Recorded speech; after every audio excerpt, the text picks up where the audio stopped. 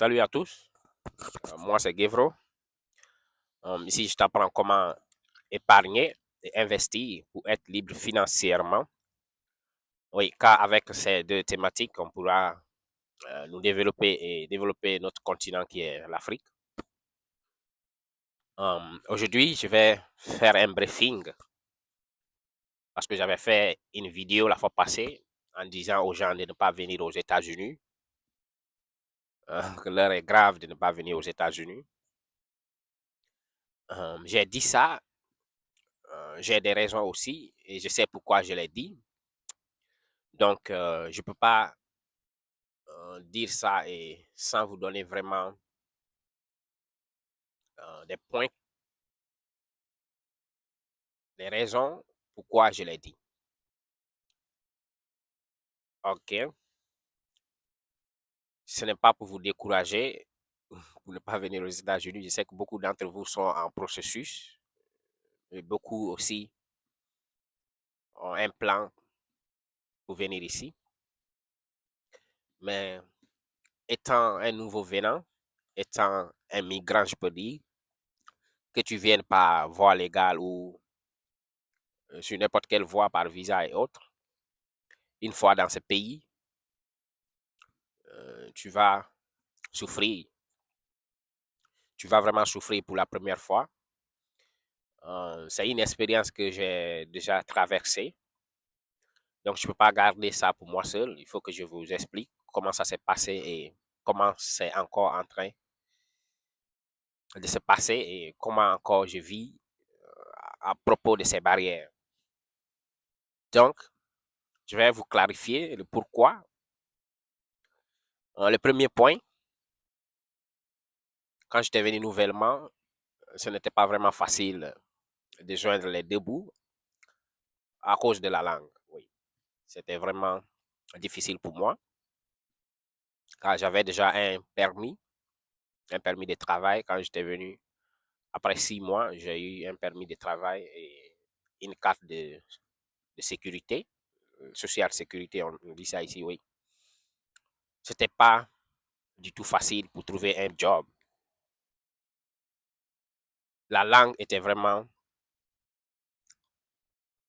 une barrière pour moi. Donc, j'ai postulé dans beaucoup d'entreprises, dans beaucoup de sites, parce qu'ici, on postule toujours en ligne. J'ai fait des demandes d'embauche, tout. Par la grâce de Dieu, il y a eu une société qui m'a appelé. Et je suis allé. Ils m'ont commencé à poser des questions. C'est vrai que je ne comprenais pas l'anglais. Et une fois là-bas, et quand j'ai appliqué, quand j'ai fait une demande d'embauche, on dit quelles sont les langues que tu parles. Pour moi, je parle déjà français. Je suis allé à l'école dans mon pays d'origine. J'ai une licence en biologie. Moi, une fois ici, tout allait bien se passer parce que je suis lettré au fait. Je me suis dit comme ça. Et dans le résumé, j'ai menti quand j'ai dit que je parlais l'anglais et je ne parlais pas vraiment l'anglais. Je comprenais, mais je ne savais pas parler du tout. Donc, une fois là-bas, on m'a posé des questions. Même l'accent déjà, je parlais un petit peu anglais, mais même l'accent a fait prouver aux gens que je ne comprends pas absolument, je ne parle pas absolument l'anglais. Donc, à cause de ça, je n'ai pas eu ce job. Donc, si vous avez un plan pour venir aux États-Unis, le premier point, c'est d'apprendre la langue. La langue est très importante. Étant migrant, si tu veux aller partout, que ce soit aux États-Unis, que ce soit en Europe, la langue est très importante. À cause de la langue, j'ai failli rater beaucoup d'opportunités. J'ai raté beaucoup d'opportunités, je peux dire, je m'excuse. À cause de la langue, parce que je ne parlais pas. J'ai postulé dans beaucoup de coins, ils m'ont appelé. Ils n'ont pas besoin d'expérience, que tu aies un métier ou pas, que tu aies une licence, un doctorat, whatever, ils n'ont pas besoin de ça. On cherche juste les gens qui sont capables, surtout la communication, c'est très important ici. Quand tu sais communiquer, tu peux travailler ici dans beaucoup de coins. Tu peux travailler dans des magasins, dans les usines, tu peux travailler à l'aéroport, tu n'as pas besoin de grandes études pour travailler aux États-Unis. Ça, c'est le premier point. Le deuxième point, si tu rêves ou si tu as un plan pour venir aux États-Unis, il faut apprendre à conduire. Je vais vous donner encore des explications à propos de la conduite. Il y a une femme libérienne. Elle est aux États-Unis déjà il y a à peu près 5 ans. Elle est venue faire ses études supplémentaires ici. Elle a eu la licence au Libéria. Elle est venue pour faire le master et autres.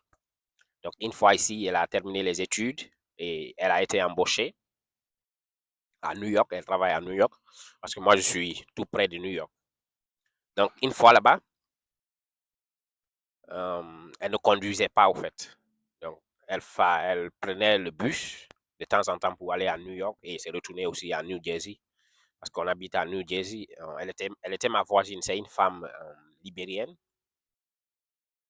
Donc, l'entreprise lui a proposé d'acheter une voiture parce que elle devrait sortir tôt le matin pour aller à la Penn Station et prendre le train pour aller. Et après encore le service, elle prenait beaucoup de temps sur la route avant d'arriver à New Jersey. Donc, l'entreprise lui a proposé une voiture, une nouvelle voiture toute neuve. On l'a dit, OK, comme tu es trop fatigué, maintenant on va te donner une voiture. Et elle ne savait pas conduire. Donc, acheter une voiture déjà, la donner, c'est une charge pour l'entreprise. Et l'entreprise devrait encore chercher un chauffeur parce qu'elle ne sait pas conduire. Mais comme elle est compétente, elle connaît bien son travail, elle a bien étudié, elle est compétente, l'entreprise devrait chercher un chauffeur pour elle. Et comme on se connaissait, elle est du Libéria, je suis de la Guinée, elle m'a dit, OK, mon frère, est-ce que tu savais conduire dans ton pays? J'ai dit non. Elle me dit, OK, est-ce que quand tu es venu aux États-Unis, tu as un permis? J'ai dit non. Elle me dit, j'ai vraiment trouvé une opportunité pour toi. Lorsque je suis venu nouvellement aux États-Unis, ta famille m'a accueilli, tu n'étais pas là. Elles m'ont logé durant les 3 premiers mois que j'ai fait, ils m'ont logé. Je suis vraiment reconnaissant. Je voulais t'offrir ce job. Vous avez vu? Une opportunité ratée parce qu'elle travaille avec une entreprise qui paye vraiment bien, où je devrais être rémunéré par entre 4 000 et 5 000 par mois. Ça, c'est déjà une opportunité que j'avais perdue jusqu'à présent. Quand je pense à ça, c'est décourageant au fait. Ça, c'est le premier point. Tu rêves venir aux États-Unis, apprendre la langue et apprendre aussi à conduire. C'est très important. Une fois ici, mon frère, tu vas t'en sortir. Vous avez vu, si je savais conduire, je devrais accueillir l'opportunité là, je devrais avoir ce job. Et je pouvais même l'envoyer dans son lieu de travail et chercher un autre travail. Je devrais avoir 2 jobs dans cette circonstance si je savais conduire. Donc, le deuxième point, apprenez à conduire et gagnez aussi votre permis de conduite avant de venir ici. Une fois ici, si vous avez un permis, si c'est de la Guinée ou du Sénégal, partout en Afrique, une fois ici, il suffit juste de passer un petit texte pour prouver aux gens que tu conduisais, tu connais les codes de la route. Une fois tu passes ces textes, on te livre ton permis dans une semaine et tu commences à conduire. Donc, voici le deuxième point que je voulais vous clarifier.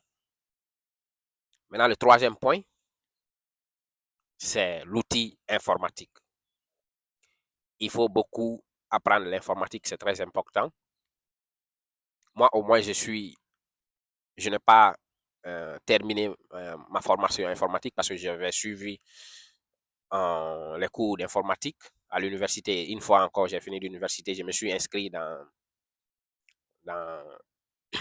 un centre Azérie-Corée, qu'on appelle Standard English. Ceux qui sont à Azérie-Corée connaissaient bien le centre là. J'avais commencé, mais je n'ai pas vraiment terminé à cause de mon voyage. Le mois à laquelle je devais finir, c'est en ce moment que mon voyage a eu lieu et j'ai dû abandonner. Donc, l'outil informatique, c'est très important. Avec la petite connaissance que j'ai eue là-bas, une fois ici, j'ai eu un petit boulot. C'était dans un pressing où on lavait les habits. On lavait les habits, les vestes. On repassait très bien. Mais il y avait l'outil informatique. Tu devrais connaître au moins euh, le Windows, qui est la base. Vous qui savez manipuler l'ordinateur, tu devrais connaître le Windows, le Word et l'Excel. Les trois logiciels de base, au fait. Donc, euh, j'avais une petite connaissance. C'est vrai que je ne suis pas tellement doué, mais la base était déjà là, je peux dire. Donc, avec ça, j'ai eu cette opportunité. J'ai commencé à travailler dans ce pressing parce que on doit forcément, quand on envoie les habits, combien de sacs que la personne a envoyé, tu dois peser. Après avoir fini de peser, tu notes tout. Et tout est informatique au fait. Tu notes tout, tu insères dans l'ordinateur. Avec le kilo, l'ordinateur va automatiquement faire sortir le coût que la personne doit payer. Maintenant, quand il paye par cash ou par une carte de crédit, tu fais sortir son reçu et tu donnes à la personne. De ce côté, j'ai eu vraiment la chance et ça s'est bien passé. J'ai travaillé durant au moins 2 à 3 mois avec cette femme parce que je savais manipuler l'outil informatique. Ça, c'est le deuxième point. Et quel est l'obstacle qui a été à ce niveau? J'ai un frère ici. Il est venu nouvellement, il a beaucoup travaillé. Mais à cause des pièces, actuellement, il ne travaille plus. Et lorsque je quittais ce poste, je voulais le recommander à la femme parce que la femme aussi est libérienne, c'est une femme Thomas. Et le frère donc je parle est Thomas aussi. Donc je voulais recommander le frère à la femme. Je dis c'est mon frère, donc comme moi je veux quitter, je veux céder ma place à ce monsieur parce qu'il souffre beaucoup. Il est là déjà, il ne travaille pas et il a sa famille en Guinée et il a des charges aussi ici. Donc je veux que tu le cèdes ma place. La femme m'a demandé, nous sommes tous des Thomas, on vient de la même communauté. Je peux l'aider, mais en condition, s'il sait manipuler l'ordinateur. Voici, ça a été l'obstacle pour ce monsieur.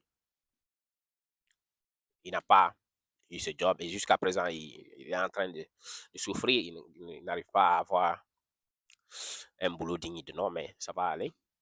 Donc, voici ces obstacles. Donc, je ne vous découragez pas pour venir ici. Vous pouvez venir si vous avez des opportunités, si vous avez des moyens.